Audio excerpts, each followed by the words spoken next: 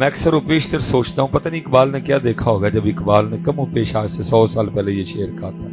اقبال کہتے ہیں نہ وہ عشق میں رہیں گرمیاں، نہ وہ حسن میں رہیں شوخیاں، نہ وہ غزنوی میں تڑپ رہی، نہ وہ خم ہے زلف ایاز. پتہ نہیں آج ہمیں اقبال دیکھتے تو کیا لکھتے ہیں. حالانکہ اقبال کا دور بڑا سونا دور تھا. دیکھو نا، جس دور میں سید دیدار علی شاہ ہوں، جس دور میں سید جماعت علی شاہ ہوں، جس دور میں سید میر علی شاہ ہوں، جس دور میں بابا نور محمد چراہی ہوں، جس دور میں بابا فقیر محمد ہوں، ہیں تو دور سونا نہیں تھا حضرت. لیکن اس دور میں بھی پتہ نہیں اقبال نے کیا دیکھا حضرت. کیا اقبال کی آنکھوں نے دیکھا کہ اقبال رو کے کہتے ہیں نہ وہ عشق میں رہیں گرمیاں، نہ وہ حسن میں رہیں شوخیاں، نہ وہ غزنوی میں تڑپ رہی، نہ وہ خم ہے زلف. اس لیے پتر یہ دیوانگی لاؤ کہیں سے ڈھونڈ کے. ہمارا بڑا قیمتی سودا تھا، کہیں کھو گیا. کھو جانے کا دکھ ہے، لیکن اس سے بڑا دکھ ہے کہ دکھ ہی نہیں کہ کھو گیا. بس سارے اپنے اپنے حال پہ راضی ہیں. ایک شادی کر لی ہے، 2-4 بچے ہو گئے نے، کتے نوکری لگ گئی، گھر بنا لیا، بس پورا ہو گیا. اور میں پیچھے بھی گزرا والا بیان کیا آیا ہوں. میں جب آپ کو اور خود کو دیکھتا ہوں تو پھر میں اکثر سوچتا ہوں کہ یار ہم ہی وہ لوگ ہیں کہ جن کو حضرت موسیٰ علیہ السلام نے اللہ پاک سے مانگا تھا کہ یا اللہ امت مینوں دے دے. ہم ہی وہ ہیں. میں اکثر سوچتا ہوں یار ہم میں وہ.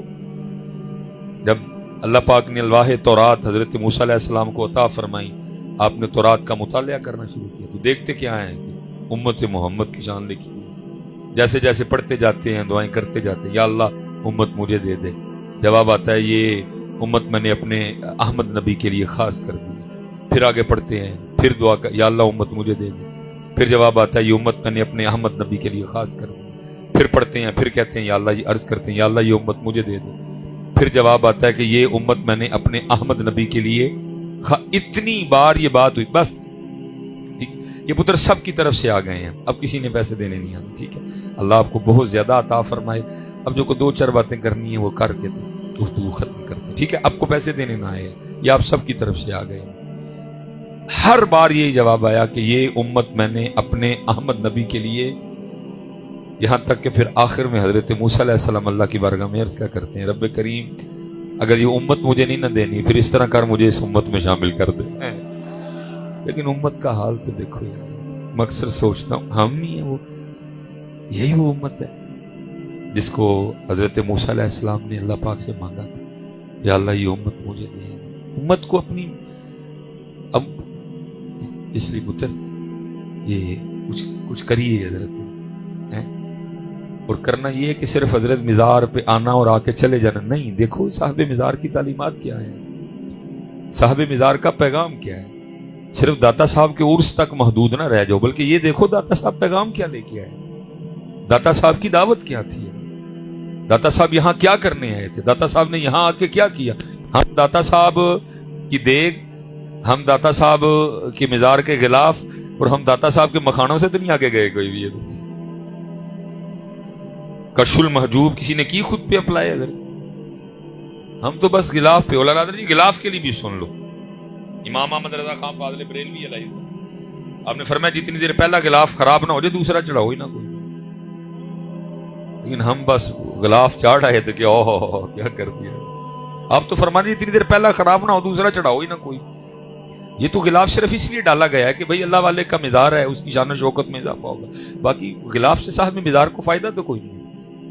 ہم غلاف، ہم مکھانے، ہم پھول اور دیگ سے آگے نہیں گئے.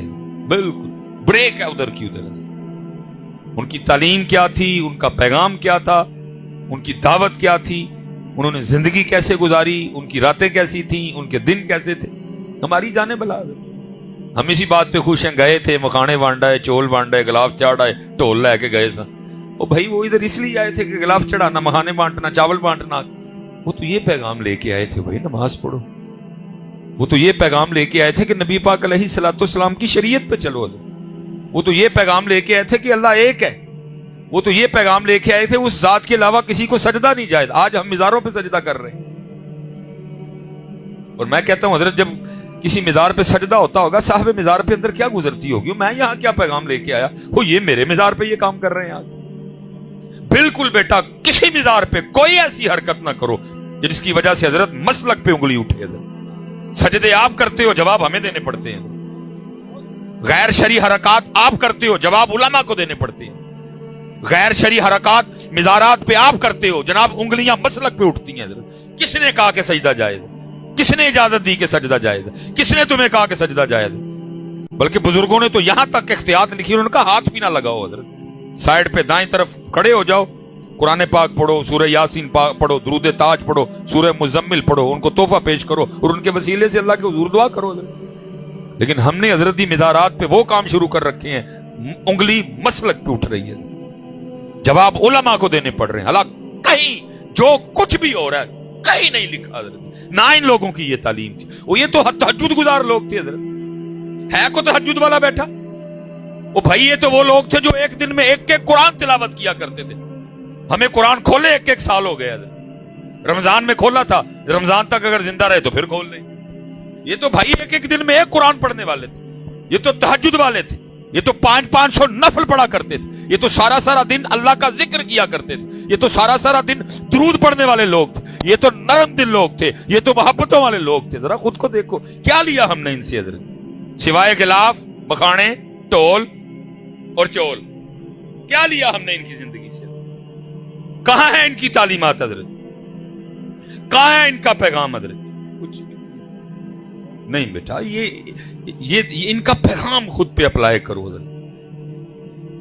अब देखो ना, मैं एक बात आपसे करने लगा हूं हजरत। इनका पैगाम क्या था? 5 वेले दी नमाज पढ़ो। हजरत क्या तारीख है हजरत? कितने साल पुराना? मैं चलो हजरत जी, अब जाहिर है मैं हजरत के लिए कोई इतनी इंफॉर्मेशन नहीं रखता कोई भी। मैं चलो जी आपको इन्हीं के 2 बड़ों की बात सुना देता हूं।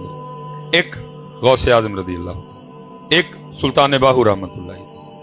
एक क्या कहते हैं? एक कहते हैं जो मुसलमान है, जो बेनमाज है, वो खिंजीर से भी बुरा है। ये क्या कह रहे हैं? इनके बड़े, जाहिर है जी सिलसिला लिया कादरी शरीफ, कौन सा सिलसिला भी नहीं पता। चलो जाहिर है जी कितना कहते थे, मिलन गई ना जाके किसी ना। एक क्या कह रहे हैं? जो बेनमाज है वो खिंजीर से। एक कह रहे हैं जो बेनमाज है उसको मुसलमानों के कब्रिस्तान में। मैं अब आपसे पूछता हूं, इनकी तालीमात ये हैं, बेनमाज खिंजीर से बुरा, जो बेनमाज है उसको मुसलमानों के कब्रिस्तान में ना। जब आप नमाज पढ़े बगैर मिजार पे जाते होंगे, मैं आपसे अब सवाल पूछने लगा हूं, जरा बताइए अंदर साहब मिजार पे क्या गुजरती होगी? बेटा उनको गिलाफ से क्या खुशी? उनको तेरे चोलों से क्या खुशी? उनको तेरे मखानों से क्या खुशी? अगर तूने उनको खुश करना है ना तो पुत्र फिर 5 वक्त की नमाज पढ़ के जा, वो फिर खुश होंगे। ये तो उम्मत ने किया इनके साथ, जो वो पैगाम लेके आए उम्मत ने, वो जो उन्होंने तालीम दी उम्मत ने, वो जिससे वो मना करते रहे उम्मत ने शुरू कर दिया। इनकी तालीमात लाओ बेटा। अब देखो ना, कुर्बान जाऊं जी शान आले बैत सैयदा कायनात, देखिए आप हर रात 1000 नवाफिल अदा फरमाया करती थी। ये कहने को बेटा मुंह से 1000 निकल गया। 1000 को छोटी गिनती नहीं, साल में उम्मत को सिर्फ 1 माह 20 तरावियां पढ़नी पड़ती हैं। तुसी रहे जड़े असी भी रोने वाले हो जाते हैं। हम भी कोई ऐसा कारी ढूंढ रहे होते हैं, बस या लामून तालामून हो। इनकी तो छोड़े ना, काटा है हाल असी पे लपदे फिरने, और जिस दिन को कारी साहब 10 मिनट ऊपर लगाने जाते कह के जाते हजरत थका ही चढ़िया जी। लेकिन लिखा है सैयदा कायनात एक रात 1000 नवाफिल अदा फरमाया कर। और लिखा है जब हजरत सैयदुना बिलाल हबशी रदी अल्लाह ताला अन्हु सदाए फजर बुलंद करते तो रो के अल्लाह की बारगाह में अर्ज करती, रब्बा तेरी रात ही मुक गई। 1000 नवाफिल अदा फरमा चुकी हैं। हजरत बिलाल अजान फजर रो के अर्ज करती, रब्बा तेरी रात ही मुक गई, और कोई रात तो इस तरह की बना दे कि फातिमा का सजदा ही मुकम्मल हो जाए। वो तो कोई आंख वाला देखेगा कि ये जो कुछ हो रहा है साहब मिजार पे क्या गुजर रही है अपने मिजार में। तो चलो हजरत ये अगर दिल दुखा रहे हैं तो हम दरूद पढ़ के उनको जरा खुश कर देते हैं, उनको भी पता लगे कि उर्स हुआ है हजरत मेरा, ठीक है। क्योंकि ये जो कुछ हो रहा है ये बिल्कुल दाता साहब का उर्स हो, मियां मीर साहब का उर्स हो, बाबा साहब का उर्स हो, یہ ان کی تعلیمات ہی نہیں ہے. دکھاؤ مجھے کہاں کشف المحبوب میں لکھا ہوا ہے؟ کہیں لکھا ہے؟ کو سرکس آئے، کو پنگوڑے لگیں، ہے کہیں لکھا؟ اس لیے میں چلو اس سے آگے نہیں جاؤں گا. بس میں اتنا کہوں گا کہ ادھر سے جتنا دل دکھ رہا ہے نا، ذرا تم ادھر سے خوش کر دو. جب یاد رکھیں، جب بھی اللہ پاک کے ذکر اور نبی پاک علیہ الصلوۃ والسلام پہ درود پاک پڑھنے کا موقع ملے تو بخل سے کام نہیں لینا، بلکہ حدیث پاک ہے او انت مجنون، ذکر اس طرح کرو کہ دیکھنے والا دیکھ کے سمجھے کہ دیوانے ہو گئے. یعنی ویسے یہ ہے کہ ہم نے پڑھا 2 بار ہے، لیکن دیوانوں والا ابھی بھی نہیں پڑھا ہے. کوشش کرو کہ دیوانگی آئے، یہ آئے دیوانگی، ضرورت ہے دیوانگی.